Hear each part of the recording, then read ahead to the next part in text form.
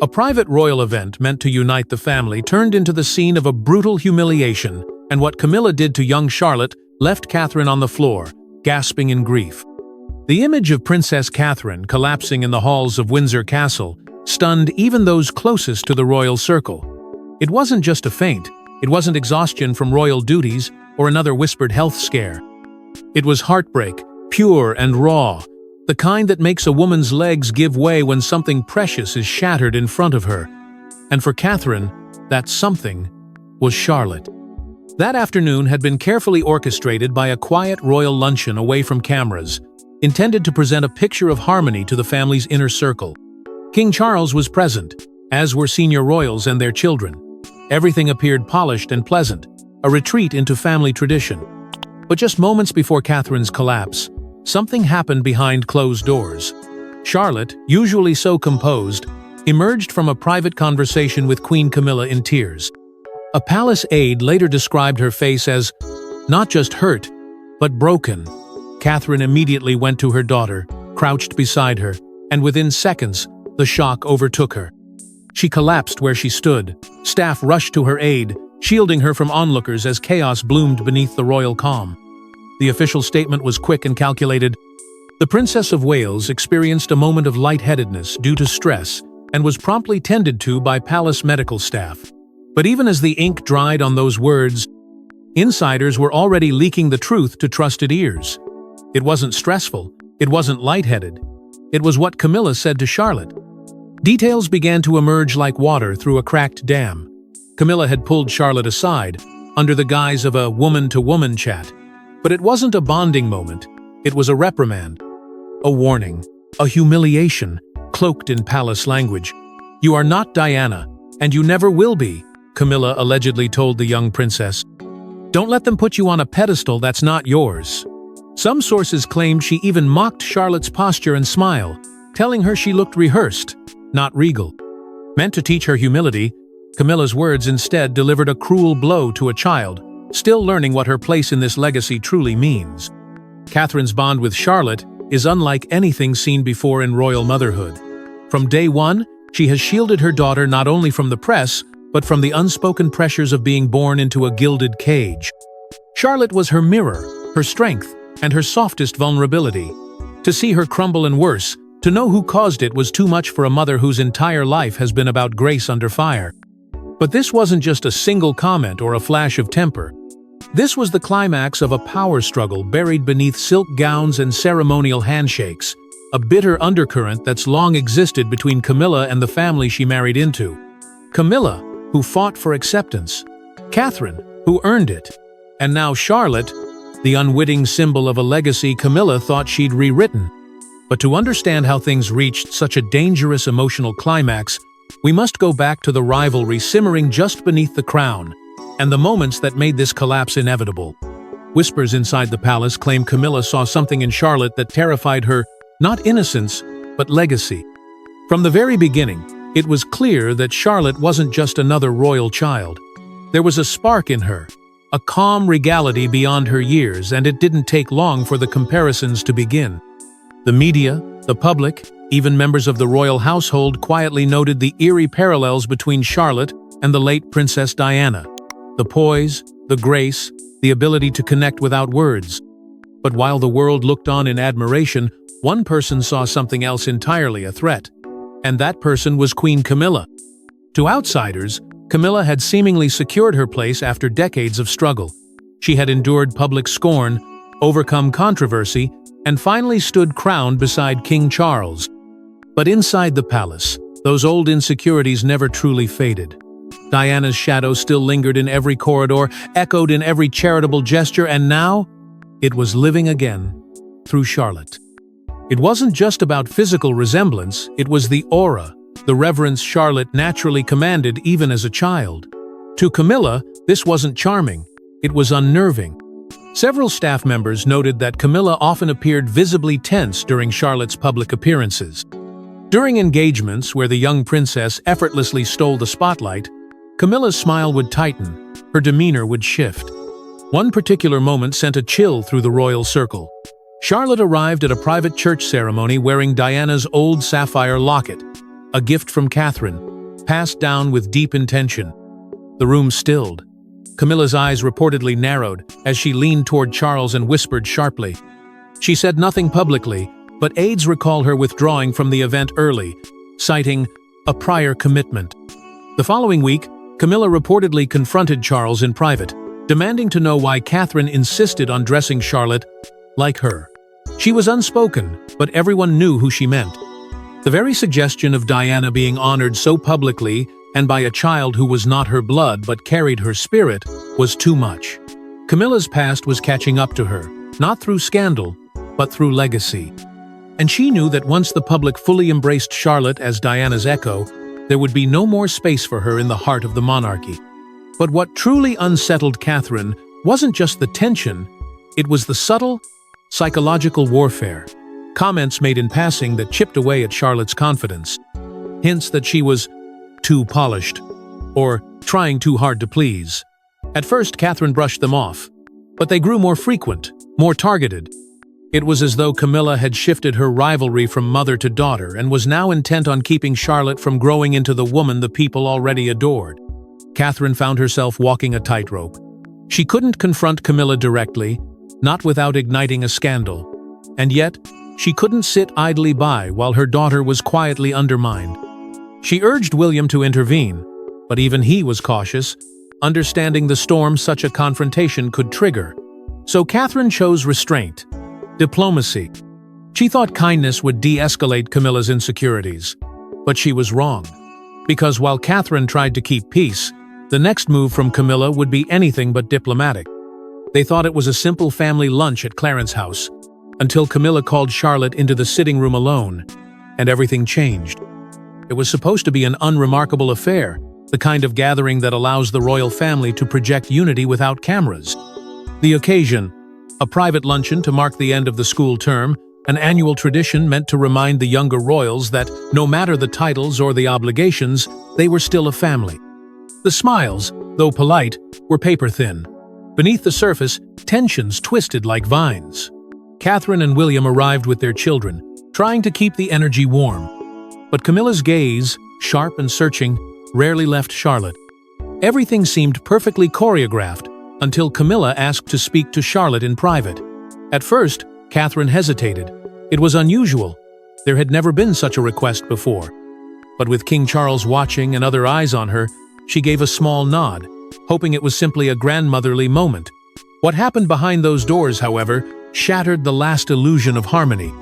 Witnesses would later say the mood in the house shifted like a sudden gust of cold wind. Voices were raised. Charlotte emerged pale and shaken, her cheeks flushed, eyes wide with emotion. She didn't speak immediately, but the tears in her eyes said everything. She walked straight to Catherine, who instantly knelt to meet her at eye level. Camilla, according to insider whispers, had not merely scolded Charlotte, she had humiliated her. In a tone that cut deeper than a reprimand, she reportedly told the young princess that she was becoming too showy, that she needed to stop acting like she's already queen, and the most brutal line of all, "This family doesn't revolve around you, don't let anyone tell you otherwise." To a child who had only ever wanted to make her family proud, those words were a dagger. Camilla had reduced her confidence to dust, all under the guise of tough love. Charlotte leaned in and whispered something into her mother's ear for just a few words. Whatever she said, it turned Catherine white. In that moment, it was as if the weight of years of restraint, of diplomacy, of silence, finally collapsed on her shoulders. She stood, then she wavered. Then, in front of shocked family members and staff, Catherine collapsed to the ground without a word. Stunned silence consumed the room. Aides rushed in. William was immediately at her side. The children stood frozen, watching the one person who always held everything together completely unravel. The scene was chaotic, yet eerily silent. Camilla remained at a distance, her expression unreadable. Some said she looked regretful. Others swore she didn't move an inch.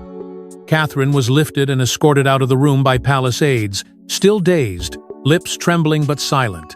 The incident would never be acknowledged officially, but those who were present knew what they had witnessed. A line had been crossed not just in royal decorum, but in human decency. The palace scrambled to regain control, but what followed only confirmed every mother's worst fear. Catherine's collapse was caught on internal palace surveillance, but that footage will never see the light of day. Within minutes of her fall, medical staff were called in through a private entrance, bypassing the usual security protocol. Aides worked with mechanical precision, shielding her from prying eyes as she was helped down a corridor rarely used by senior royals. That back hallway, usually reserved for emergencies or unseen exits, became the path of a princess no longer in control of the public mask she had mastered for over a decade. Her breathing was shallow, her pulse was erratic, and her silence said everything. This wasn't faint, it was a breakdown.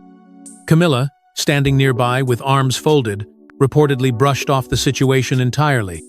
According to one staff member, when asked if she would check in on Catherine, she waved the concern away and muttered that Charlotte was being dramatic again, and Catherine had likely overreacted. There was no apology, no acknowledgement, just a cold dismissal of an emotional implosion that had left the entire room shaken. Those words would echo far beyond the walls of Clarence's house, especially when they reached William. When William arrived at the private residence, just hours later, he was livid. What began as a firm inquiry quickly turned into a confrontation no one present would forget. The prince, known for his composure, reportedly unleashed years of pent-up frustration in a single, devastating outburst. Voices rose, doors slammed. Camilla tried to defend her actions, claiming she'd only meant to instill discipline in Charlotte, but William wasn't interested in justifications. "You humiliated my daughter," he allegedly shouted, "and now my wife is in a hospital bed." Immediately, the palace swung into crisis mode. Senior aides initiated a total press blackout on the lunch event. Media schedules were rewritten. Photographers were quietly moved away from Windsor. Even the palace's most seasoned PR officials knew this wasn't something they could spin, not if the real story leaked. And yet, they tried. Within 24 hours, a vague press release was issued. The Princess of Wales has taken a brief step back from engagements to rest following a period of stress. The word collapse was nowhere to be found. Over the next week, Catherine was absent from two high-profile royal appearances. One was a charity gala she had personally championed for years. The other, a children's hospital visit that had already been teased to the media. Her absence, explained again as exhaustion, only fueled more questions. Royal watchers and insiders began to whisper. Social media lit up with speculation. And inside the palace, a single staff member made a choice that would change everything. They leaked the truth not to damage the monarchy, but to protect the woman who had carried it so gracefully. The tip, delivered anonymously to a journalist with a long history of covering the royal family, detailed the entire chain of events. From Camilla's words, to Charlotte, to Catherine's collapse, to the fury that erupted behind palace doors, the journalist, careful but relentless, began connecting the dots publicly. But as the royal PR machine shifted into overdrive, the public began asking questions and the truth couldn't stay hidden for long. In a private video call overheard by a palace aide, Charlotte's quiet confession to her godmother shocked everyone. It was supposed to be a simple check-in, a warm conversation between a young girl and the woman she trusted most outside her immediate family. But what Charlotte revealed that day shattered any remaining illusions of peace behind palace walls.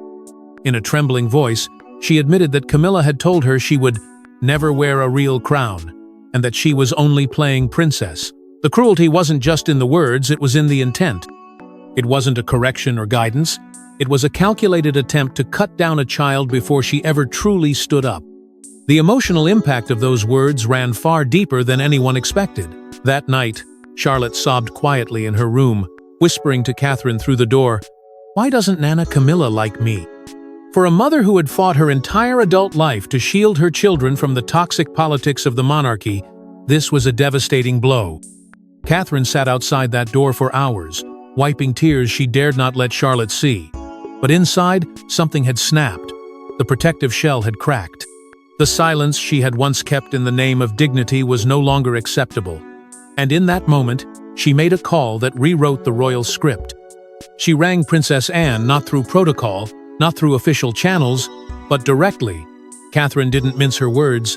She broke down. She told Anne everything. From the private room incident to Charlotte's tears and the mounting toll on their family. Anne, typically composed, was stunned into silence.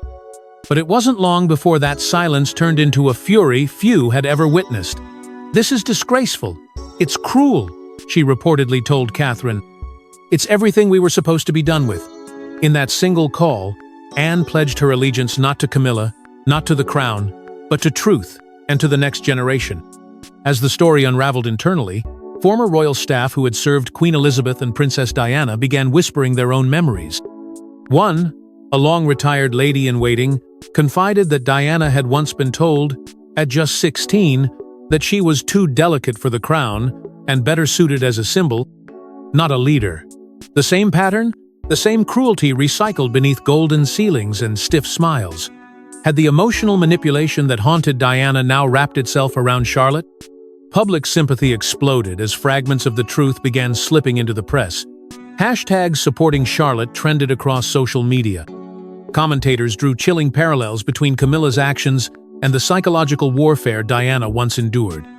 The story wasn't just about a royal child anymore, it became about every child silenced by tradition, every voice buried under the weight of legacy. Catherine's silence was now being answered by a nation's roar. And as the tide of support surged behind the mother and daughter, William stood at a precipice. The monarchy, already bruised, was heading toward a crossroads. He had watched long enough, waited long enough. Now, it was his move. And the decision he was preparing to make would shake the very foundation of the monarchy. He stormed into Buckingham Palace with a single sentence. "If this isn't addressed, I walk." It wasn't a threat. It was a promise, a reckoning years in the making, now ignited by the humiliation of his daughter and the collapse of his wife. Prince William, known for his diplomacy and measured tone, had reached the edge of his tolerance. Behind closed doors, his fury wasn't performative. It was generational. It carried the weight of unresolved history, of Diana's torment, and now of Charlotte's tears. He didn't ask for a resolution, he demanded it. And the target of his rage was none other than his father, King Charles. Charles, caught between two roles, sovereign and grandfather, found himself immobilized. He had spent years rebuilding his reputation, reconciling with William, protecting Camilla's fragile public acceptance. But now, the very woman he had fought to crown was being accused of inflicting emotional harm on a child, his granddaughter. William didn't mince words. She humiliated Charlotte, ignored Catherine's breakdown, and refused to acknowledge the damage, he said. "You either fix this publicly or we're done." The weight of that statement wasn't lost on Charles. He reportedly broke down, overwhelmed not just by the moment but by the realization that the crown was slipping through his hands again, not because of politics, but because of personal failure. Aides inside the room described a man torn open. Camilla, upon hearing of the confrontation, was livid. She dismissed the accusations as nonsense, claiming she was merely setting healthy boundaries, and that Charlotte was being pampered into entitlement. But those justifications only deepened the chasm. In a rare and bitter moment, Charles reportedly called her reckless. The ensuing argument between them, according to insiders, was the worst of their marriage. Charles questioned whether Camilla understood the responsibility that came with her title not just to the public, but to the family itself. The tension spilled beyond the bedroom walls and into the very corridors where silence once ruled. Staff members whispered of icy exchanges, closed-door meetings, and the looming threat of a royal fracture. The palace's protocol team scrambled. Damage control meetings were held behind gilded curtains. Several aides proposed a carefully worded public statement that would acknowledge the incident without naming names. But Camilla refused. "I will not be humiliated for disciplining a child," she snapped. And just like that, the door to resolution slammed shut. What she failed to grasp was that this wasn't about discipline. This was about legacy, identity, and trust, and the trust had already been broken. Left with no other option, William drew his final line. He informed palace officials that, unless an apology was issued and Camilla stepped away from Charlotte's upcoming royal commitments, he would pull Catherine and the children from all public appearances indefinitely. No charity events, no balcony waves, no holiday portraits. The future of the monarchy would vanish from public view, and the spotlight would fall squarely on the people responsible for the damage. Camilla believed she could control the fallout, but she didn't count on one woman rising to defend Charlotte in a way that no one expected. Princess Anne was silent for weeks, until she called an emergency meeting and stunned everyone with what she revealed. While the palace reeled from William's ultimatum and Camilla's defiance, Anne observed in silence. But silence didn't mean inaction. Behind the scenes, she had been reviewing documents, speaking with long-retired staff, and revisiting memories that haunted her more than she ever admitted publicly. Anne had always been the monarchy's most stoic defender, unwavering, dutiful, and measured. But even she had limits, and Camilla had crossed them. When the dust refused to settle, and the wounds refused to heal, Anne made her move. She summoned Catherine, William, and several senior staff members to a private room at St. James's Palace. No press, no formality, just a locked door and a heavy truth. When the room fell silent, Anne pulled out a sealed packet yellowed with age, marked only with Diana's distinct handwriting. These were private letters, written in the years before Diana's death, entrusted to Anne during a time when both sisters-in-law had bonded over isolation within the royal walls. In them, Diana spoke candidly of the emotional abuse she endured not just from the media, but from within the family. She described a cruel coldness that left her feeling less like a princess and more like a prisoner. One letter closed with an ominous warning, "If they can break me, they will break her too, whoever comes next." Anne's voice cracked as she read Diana's words aloud. The room sat in stunned silence, the weight of history crashing into the present. Then, without hesitation, Anne turned to Catherine and said, "They came for you. Now they've come for your daughter. This cannot stand." In a moment of clarity and boldness, Anne publicly declared her support for Charlotte not just as a family member, but as the living legacy of Diana. She called Charlotte the spirit of the crown's future, and proposed that she be granted a symbolic title that would honor both her strength and her lineage. Something that would reassert her place not just within the firm, but within the hearts of the people. It was an unprecedented move, one that many feared would spark outrage. But Anne didn't flinch. Camilla, upon hearing of the proposal, erupted in fury. She demanded the motion be shut down, calling it inflammatory and politically dangerous. But for the first time in decades, her influence didn't hold. Anne, backed by William and an increasingly fractured palace council, overrode Camilla's objections. The title would be granted, and it would be done publicly. In a moment that shook the nation, Anne addressed the public in a televised broadcast, something she rarely agreed to. Her voice was firm but emotional.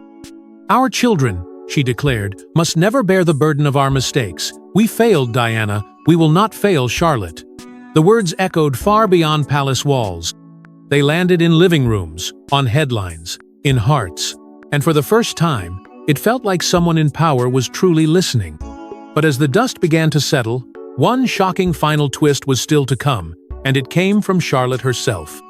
In a moment reminiscent of Diana's famous letter, Charlotte's innocent words struck a chord that no one in the royal family could ignore. It wasn't meant for the world. It wasn't written as a political statement or a royal cry for justice. It was simply a letter from a little girl trying to make sense of a world that had turned cold in places where love should have lived. Charlotte had been asked by her school counselor to write about someone she admired, and what poured onto the page was raw, unfiltered heartbreak. In careful handwriting, she wrote, "I just wanted to be loved like Nana Diana was." There was no bitterness, only longing. But in those 10 simple words, she exposed generations of wounds the crown had worked so hard to hide. No one inside the palace expected the letter to ever leave the counselor's office. But one anonymous source, perhaps moved by compassion, perhaps furious, at the silence leaked it online. Within hours, it exploded across social media. What began as a quiet piece of paper meant for one trusted adult became the single most powerful message from within the monarchy in years. The hashtag #WeStandWithCharlotte began trending worldwide. Public outrage, already simmering from whispers of Camilla's behavior, now reached a boiling point. Media outlets ran the story with trembling restraint, unsure whether the leak was sanctioned or the beginning of an uncontrollable PR wildfire. But for the people, it wasn't about protocol, it was about truth.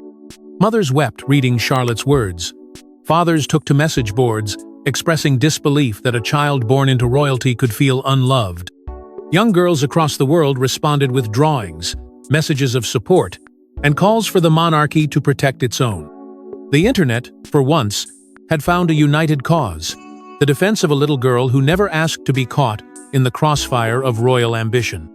In the days that followed, Catherine stepped out for her first public appearance since the incident. There were no spoken words, no press conference. Just her presence, solemn, strong, and filled with a quiet dignity that said everything. Observers noted how she held herself not as someone crushed by the scandal, but as someone carrying the weight of her daughter's voice and ready to let it reshape the story. Inside palace walls, the ripple effect was immediate. Camilla, once untouchable, was asked gently but firmly to step away from several upcoming royal engagements. Public backlash made it impossible to ignore. She wasn't stripped of her title, nor exiled from view, but her role had been quietly diminished. The shift wasn't announced, but everyone felt it. The monarchy was choosing survival over stubbornness, legacy over ego. And yet, beneath the polished exteriors and rehearsed smiles, the scars still festered. No royal decree could undo the words of that letter. No staged unity could erase the pain of what had been said in private rooms. Charlotte's message had cut through centuries of tradition, exposing something far older than the crown itself: the human need to be seen, cherished, and protected. But even now, behind palace walls, the scars remain, and what this story reveals about legacy, power, and protection has only just begun. As one generation falls and another rises, the question remains, will the crown continue to wound the women who wear it? In the weeks that followed the storm, Catherine remained under careful medical watch. Her collapse, though veiled behind carefully crafted statements, had shaken the monarchy to its core. But as her body slowly recovered, something else within her grew even stronger. No longer the silent, smiling future queen, Catherine emerged as a figure redefined, calm, deliberate, and deeply protective of the path ahead. She had faced the fire and survived. And now, her resolve was unshakable. Charlotte, too, began her next chapter. Gone was the timid uncertainty that once lingered behind her royal wave. Under the quiet mentorship of Princess Anne, she stepped forward with a clarity beyond her years. Anne, who had once battled the cold machinery of the institution herself, became Charlotte's quiet compass. She offered not just advice, but understanding, the kind born from decades of navigating a world where women were expected to stand still while carrying the weight of 1,000 years of history. Inside the palace, shifts were subtle but undeniable. Camilla's presence faded from key events. Her name, once stitched into every royal program, began to quietly vanish. No grand announcement. No public disgrace. Just absence is deliberate and irreversible. King Charles, weary and increasingly aware of the fragile future of the crown, began leaning more on William and Catherine. The power dynamics had changed, and while Camilla still held her title, it was clear that influence had moved elsewhere toward those who had endured and risen. The public's gaze turned as well. No longer fixed on outdated tradition or inherited roles, attention gravitated toward Charlotte, the girl who had spoken through innocence, who had endured humiliation, and who had become a symbol not of privilege, but of perseverance. Crowds began cheering her name. Messages of support flooded Kensington. The media, once obsessed with protocol, now framed stories around resilience, around redemption, around the future. And at the center of it all, the ghost of Diana no longer loomed as a haunting memory, but as a living force. Her story, once defined by tragedy, was now shaping a new destiny. She had been broken by the crown, but her legacy had carved a path for the ones coming next. Charlotte wasn't just her granddaughter. She echoed her answer. Not just a child born into royalty, but a girl growing into strength, forged by everything Diana once endured. In a private, untelevised moment that would never make the headlines, Catherine reached into a small velvet box and retrieved the locket that had once belonged to Diana, the same one Charlotte wore when this all began. She clasped it around her daughter's neck, whispering words no camera would ever catch. And in that simple act, legacy became protection. Pain became purpose. Because, in the royal family, every collapse is the beginning of a reckoning.